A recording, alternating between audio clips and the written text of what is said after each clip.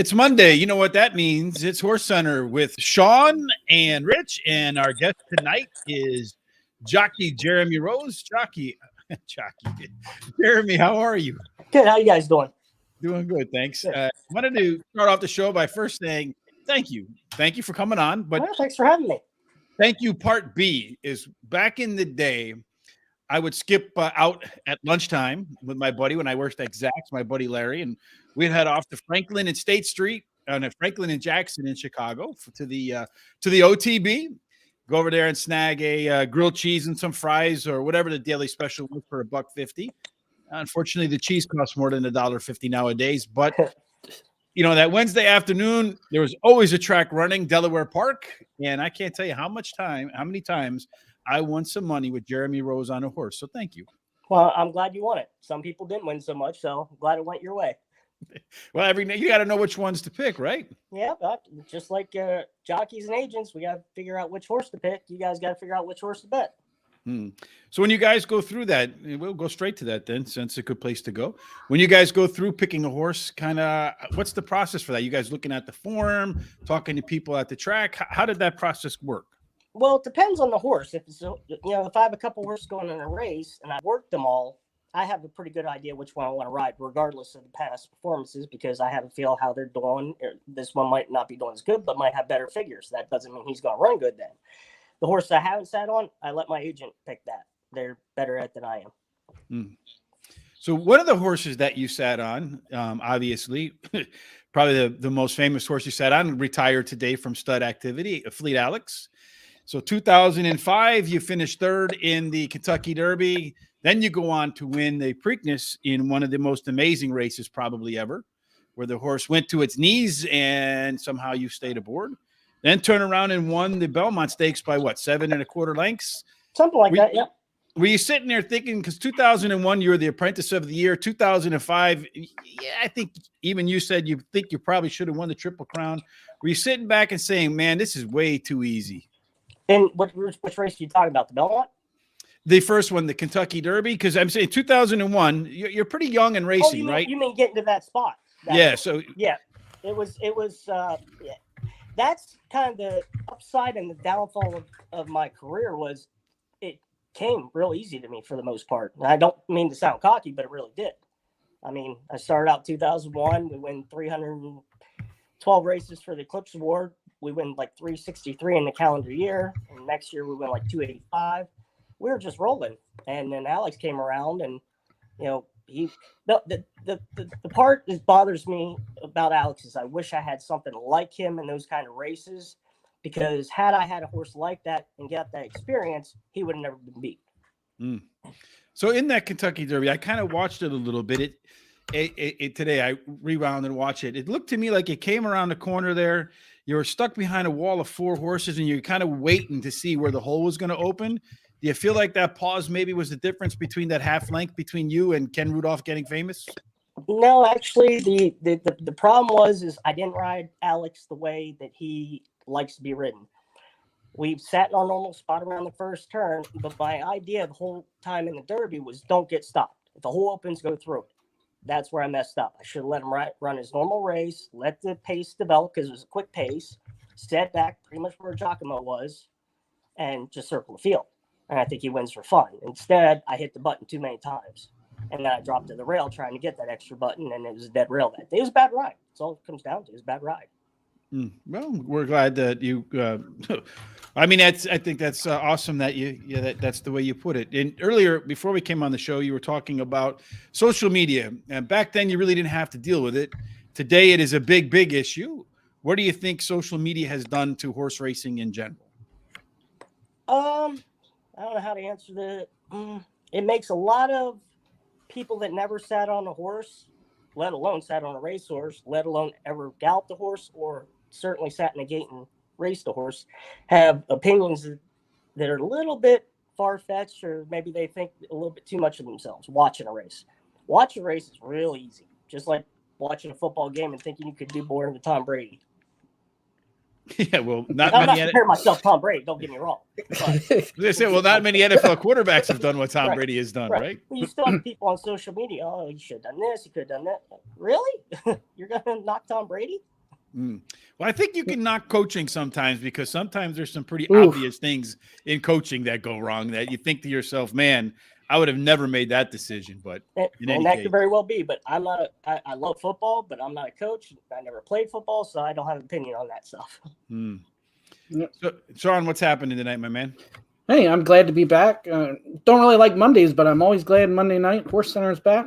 Jeremy, I'm in the same boat as Rich. I loved playing you as a jockey. How much do you watch now, and who are some of your favorite jockeys to watch? Or put it this way, who's the equivalent right now to a young Jeremy Rose? Do you have anybody like that? Equivalent as in a bug rider? No, as talent at a young age, or same style, something like that. Well, I mean, if you're talking about the elite, I think they're probably better than I was. I mean, the Irad Ortiz brothers, now when I was rolling, they were just coming up, so obviously they didn't have the experience yet. Irad and Joel, to me, right now, are far, I don't want to see, when you get to this level that I enjoyed for a little bit, and you're at that level, it really comes down to the horses. They're so close together that the jockeys are just so good at that point. They rarely make, problems. They don't get in bad spots for the most part. So it's hard to really say it. But those two, Joel, definitely, he's been on a roll. I mean, he doesn't do a whole lot wrong at all, ever. And then another question is, what does Jeremy Rose do nowadays? I got a pizza shop, me and my wife, here in Lewistown. In Lewistown, Pennsylvania? Yeah. It's about a half hour from where I grew up. Actually, they're sitting, I got my daughter here and my wife sitting right next to me. They're drawing, or they're coloring their stuff with paint right now. So Lewistown, where is that in Pennsylvania? Oh, the easiest way to explain it's about 30 minutes away from Penn State. Everybody knows Penn State. So if we're 30 minutes towards, I guess, Harrisburg from Penn State. Yes. There's really not much out in Penn State if you've ever driven out there. Just one long road off Interstate 80, a big prison on the right-hand side, and then a university, right? Yep, Old Rockview. Yep, Rockview and Penn State. Yep. I was a troubled youth away from going to Penn State on a wrestling scholarship. Oh, it's funny because I actually, that was my plan in high school. I only wrestled for 3 years, but I was lucky enough to go to States. And that was actually my plan, was to go for wrestling to college. And that's when, I don't know if you guys remember, I think it was Ohio State had 2 kids die from trying to pull too much weight. So they bumped the weight up from 118 to 126. And I couldn't come close to that. I was never that big. One of my college teammates, I don't know, you're from Pennsylvania, so you maybe know him. I think you're a little bit younger than I am, but Jack Kuvo went to Easton High School 2 times. Easton was a powerhouse when I was there, or when I was in high school.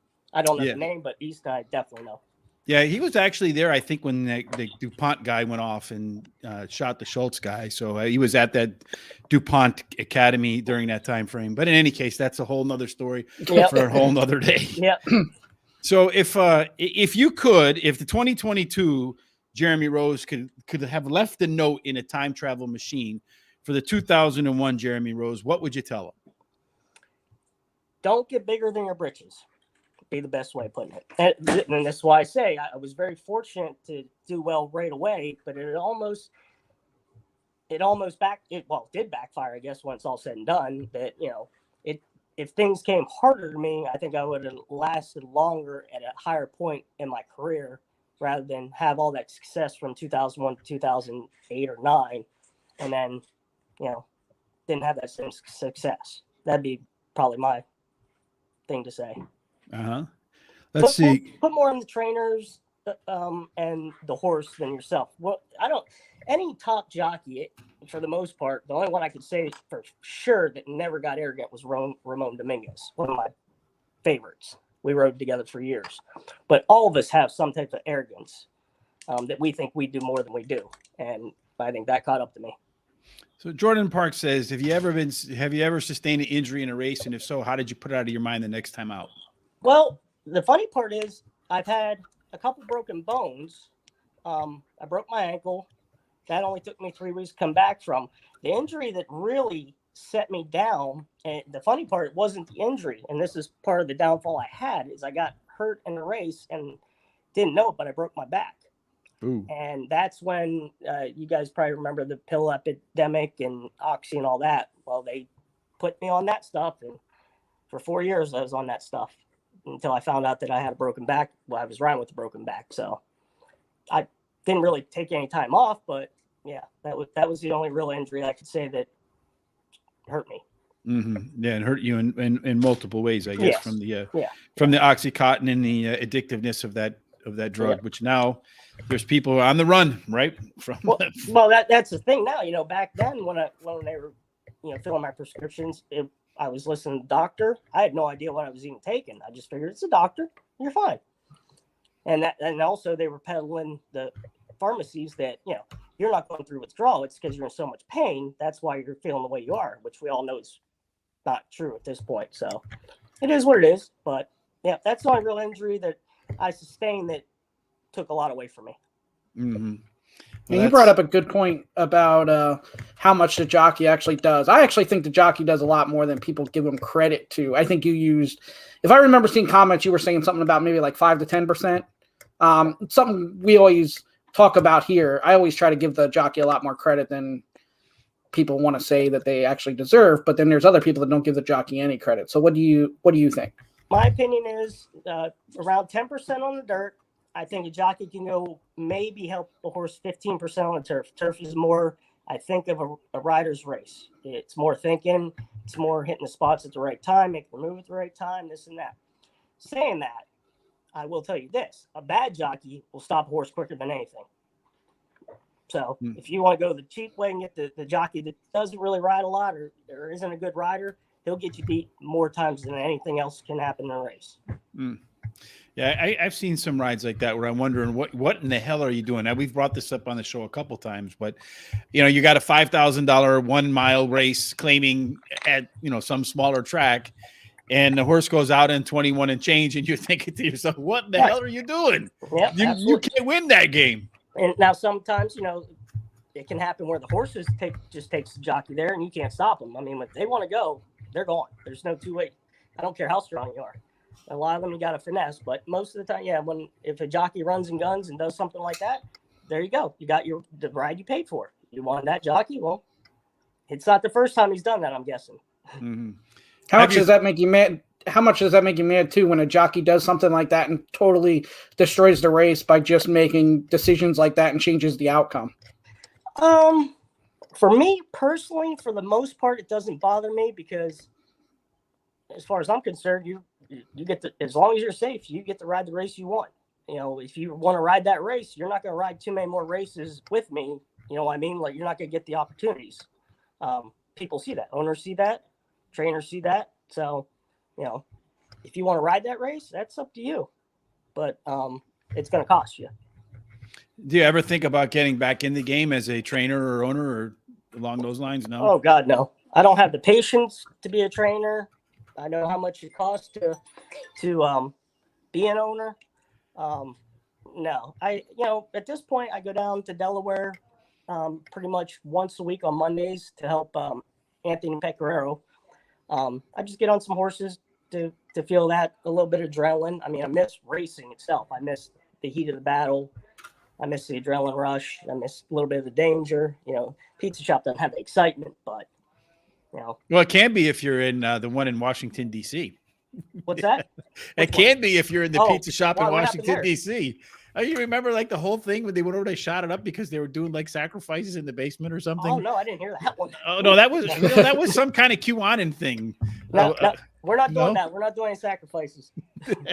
No. I'm not saying you're doing sacrifices, but I'm just saying there was a pizza shop. Yeah. You have to, I don't know. Never mind. It's a whole different subject altogether. But it was a pizza shop that had some excitement for sure. Oh, okay. Yeah. In any case, I saw a picture of you on the couch with a dog. What kind of dog do you have there? That's my bull mastiff. That's my big girl. Actually, hang on a second. On the couch, sleeping. That's her. Just like my 125 pounds. Ooh, that's a big dog. She's a big girl. Yes, mine does the same thing. Lays down on the couch and comes up and sniffs me on the bed because it wants to jump on the bed. I'm like, no, this is not your bed. This one's we mine. keep her off the bed. She gets pretty much the run of the house. They both do, but off the bed. For sure. All right, Shawn, you got any other questions, my man? No, that's it. I appreciate you coming on, Jeremy. It's actually fitting. Fleet Alex, your biggest horse, retired fully today, and you come on the show. Sometimes I get lucky with scheduling. Yeah, I saw that. And good for him. He's going to be pasture pony now. People get to go see him. He just gets to hang out and enjoy his life, and he deserves it. I mean, see all the things he's done and done for me. Is that something you do at all? Go visit horses that you used to ride? The only one I've gone to visit is Alex. That was quite a couple of years ago. Me and my wife and daughter were talking about making the trip down there to see him, which will be easier now because with him not breeding, we can go anytime. There's a certain time period they don't want you down there messing up their groove, I guess you call it, or whatever you want to call it. So we're gonna make a trip down there and see the big boy. I'd like to see him and Haverty Grace. I haven't seen her for a while. So you can't interrupt his Wilt Chamberlain act. No, exactly. That's big money. They don't play. Oh yes, I'm sure. Well, that brings up another question. So, when you go down to visit a Fleet Alex, does he remember who you are? I think he does, 100%. I come with the peppermints. Horses, they're very, very intelligent. He was one of the most. I got to ride. Game On Dude, Big Brown, Round Pond, Haverty Grace.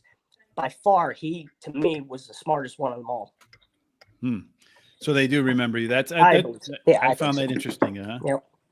All right, Jeremy, we do appreciate you joining us tonight. If folks want to follow along with you, where should they follow you on social media? I'm on Facebook. That's it. I don't do the Twitter. I don't do all that. No, I don't do that. I don't do any of that. Shawn does all that for us. Because, I'm not into all that stuff. Facebook's fine for me. So they can follow you. They can catch up with you on Facebook. Yep, absolutely. And that's what's the handle there? What is my thing? You probably know it, Shawn. Well, I mean, you just search Jeremy Rose. You'll find it. Yeah. All right, Jeremy Rose. Yeah. All right, fantastic. Thanks again, Jeremy. Good luck with the pizza business. If I'm ever out in that way, I'm going to stop by when we get some horse racing today gear and hopefully get a good slice of pepperoni. Sounds great. Thanks, guys. Thanks. Have a great night. Bye-bye. Bye now. All righty, Mr. Shawn. Again, another fun interview. Some interesting stuff there, right? Yeah, absolutely. And he 100% honest, which is, that's why people always like Jeremy Rose too. Great talent and always told you how it was. Yeah, well, I appreciate people telling you like it is, right? That's how it should be, right? Yeah, I don't have any problem. This is an open forum, right? So people are free to come on and say what they want, right? And then, people get offended, right? We were joking a little bit about people getting offended by Joe Rogan before the show started, right? And all that kind of stuff. And my mom used to tell me when I was a little kid, and I always, to this day, it kind of stays with me, but she said, if you don't like it, change the channel, right? Nobody's forcing you to watch it, right? So, if somebody says something you don't like, change the channel to somebody who says something you might like, right? Yeah, that doesn't surprise me. He's a straightforward dude, right? Absolutely. Yep. Yeah, no question about it. So speaking of maybe straightforward, now I think it's become straightforward afterwards, but they had a interesting, this past weekend was the horse racing national championship, and a famous horse player, kind of famous in this business, got disqualified, and that Jonathan Kinchin, because he left to go to the Pegasus and had somebody else put his bets in for him. And I guess the rules say specifically you have to put the bets in yourself, right? Yeah, and that's the part that's very confusing to me, that he thought he could actually get away with this, or maybe he didn't know the rules. I mean, I would have to think you know the rules on this. So surprising that he thought he could do that, go to Gulfstream without getting noticed. I don't know. I don't know the full rule book on this and full story, and I know he's releasing statements and stuff. And yeah, well, he said on his Twitter that this weekend, while participating in the contest, I traveled to Gulfstream Park, and he says basically he did not believe it was a violation at the time of the tournament rules. So that's his apology on Twitter. I tend to give people the benefit of the doubt. At the same time, I would think that you would probably want to know those rules or check with somebody before you go.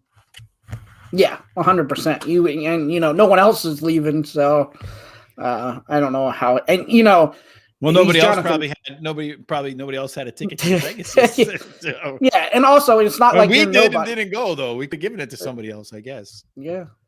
It's also like it's not like he's not nobody. They're gonna know Jonathan Kitchen. Hey, you're at Gulfstream and you're also entered here. So very. There's a doppelganger. Yeah. Who didn't run very well at Santa Anita. Yeah, there you go. Should have gone out there instead. Yeah, but that's kind of interesting to me because it overshadows the guy who won, right? The guy's name. A shame. Yeah, that is a shame. David Harrison won.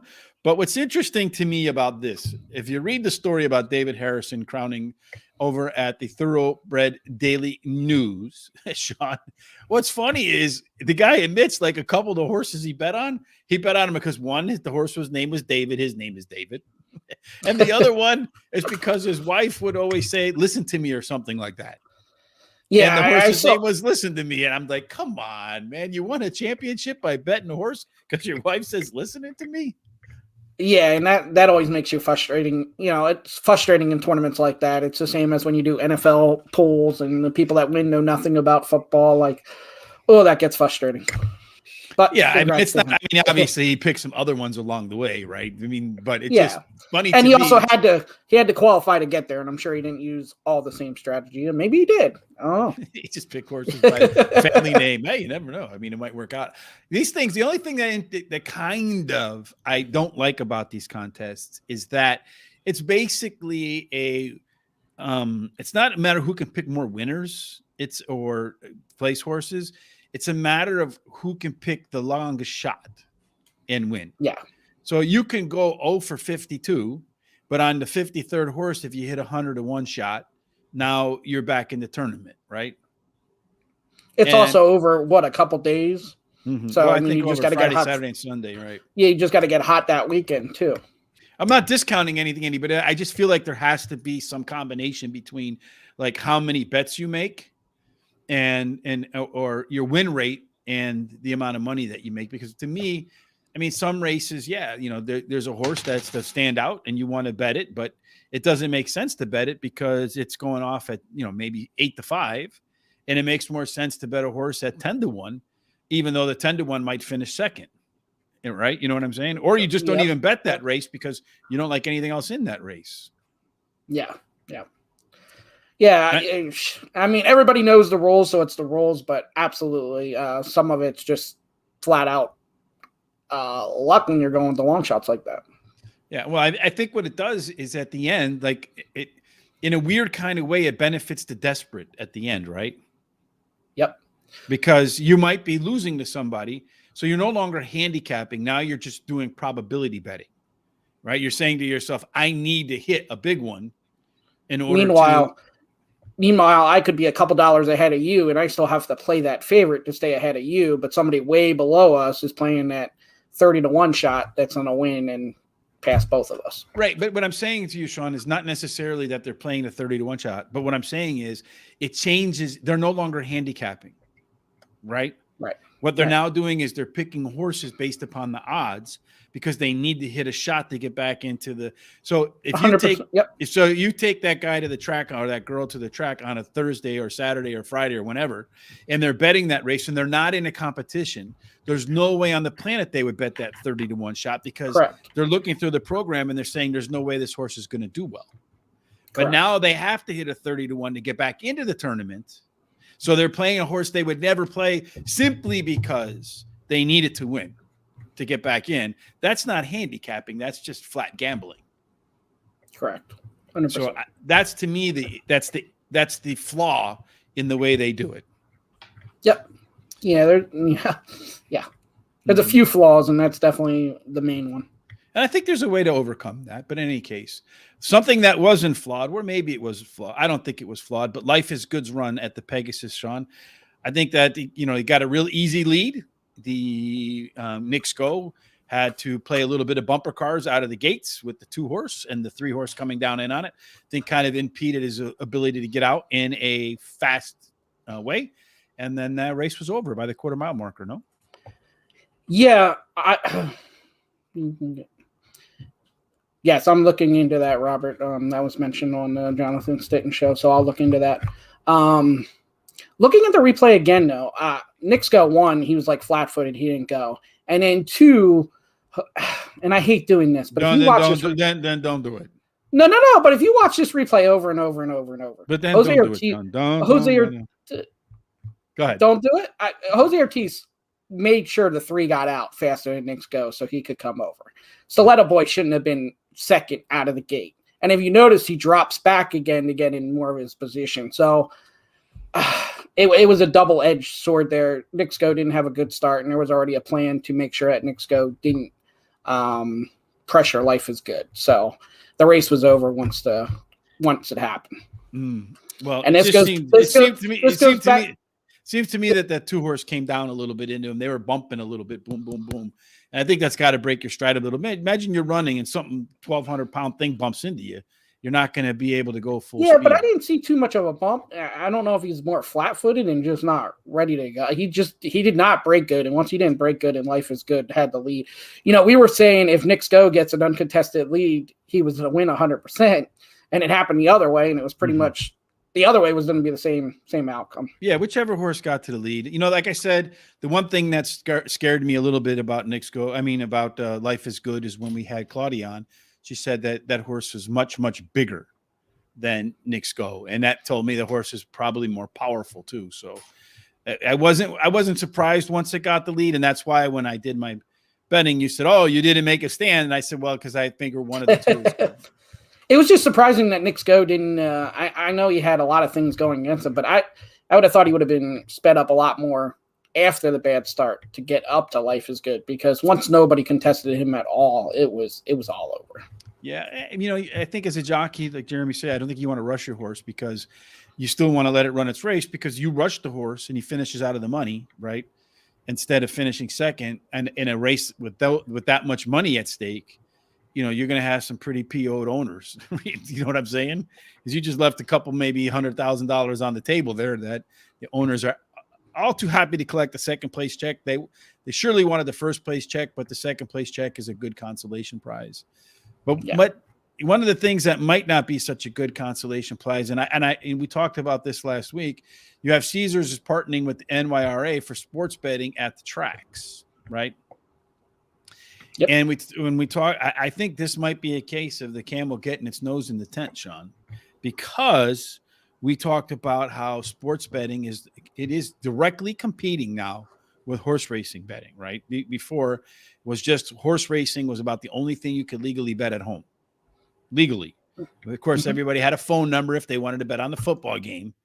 But now you can go online, you can click on, and you can, a lot of states, you can bet the Super Bowl from the comfort of your basement now, Sean. You don't have to call anybody anymore, pay the VIG up front. Yep. Right. But much like the casinos, a lot of these casinos, remember the deals that they made early on we're going to share with the horse racing. And then once the casinos had the upper hand in revenue and all that stuff, and as horse racing struggled a little bit and that money was going off to horse racing, they're like, yeah, we don't want horse racing so much anymore.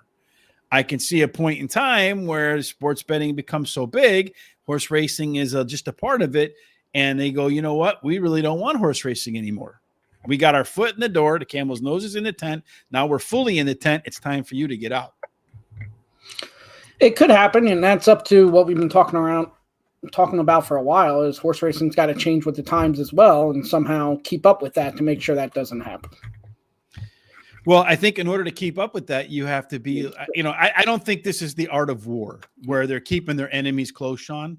I think people believe this is actually going to be a benefit to them by bringing more people to the track to make their bets at Saratoga, to make their bets at Belmont. I don't know that's necessarily going to work out that way. It'd be interesting to see.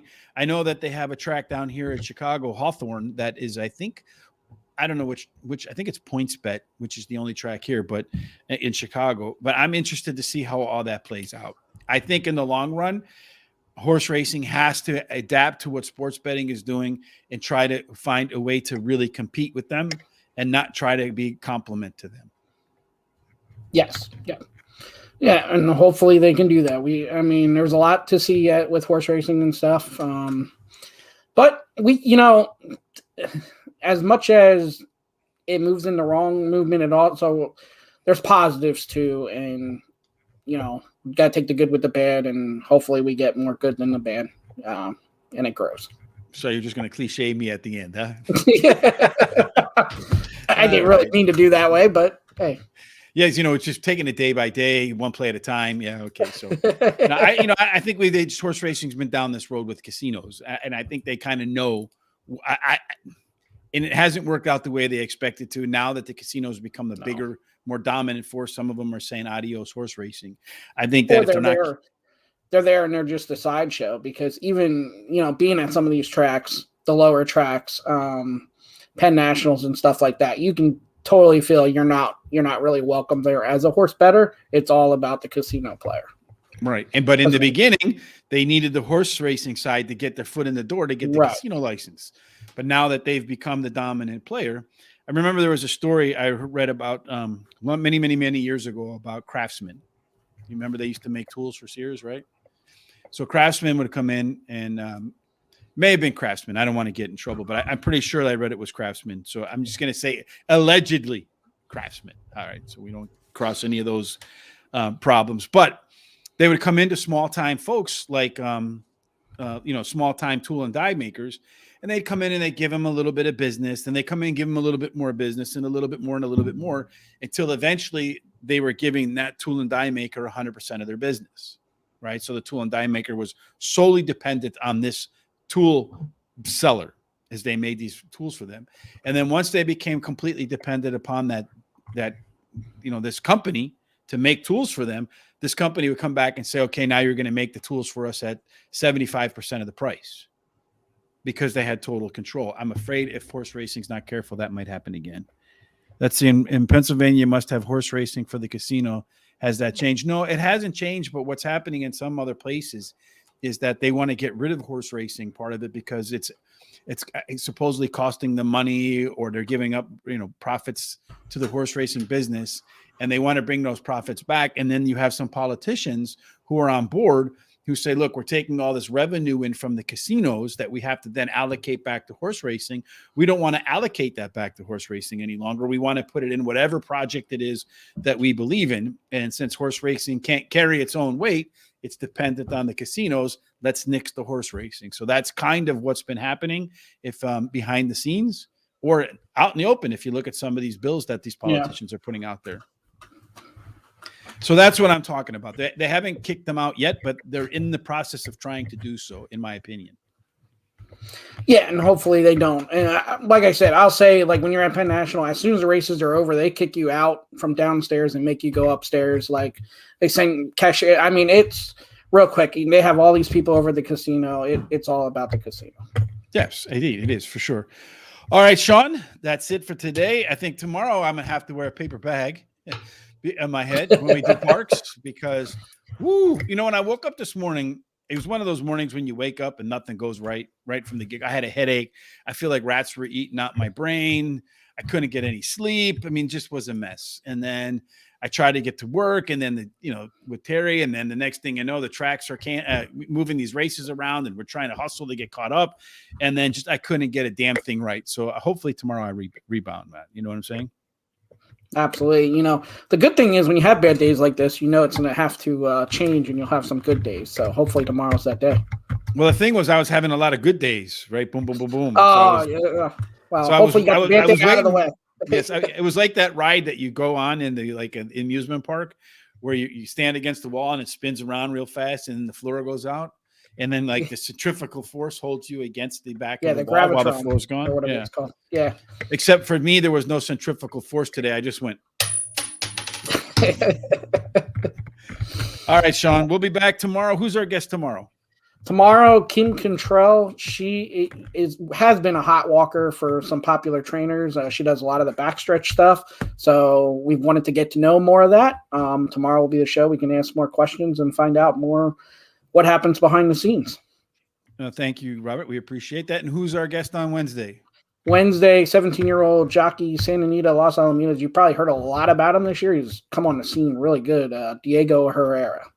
And then finally on Thursday, who is our guest? Gerard Melicon. And we'll be talking about Delta Downs for this weekend. So, we try to cover a bunch of different tracks. That'll be a lot of fun.